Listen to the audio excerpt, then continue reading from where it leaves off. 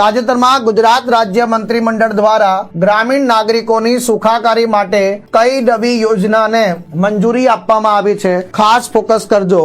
ગુજરાતમાં એક નવી યોજના લોન્ચ થઈ છે મિત્રો, જેને નામ આપવામાં આવ્યું છે અટલવાડી યોજના। તો યોજનાનું નામ છે અટલવાડી યોજના। મુખ્યમંત્રી શ્રી ભૂપેન્દ્રભાઈ પટેલ એમના દ્વારા જાહેરાત એટલે કે એમના મંત્રીમંડળની બેઠકમાં નિર્ણય લેવામાં આવે છે। જીતુભાઈ વાઘાણીજી દ્વારા જાહેરાત કરવામાં આવે છે। આનો મુખ્ય ઉદ્દેશ્ય શું છે?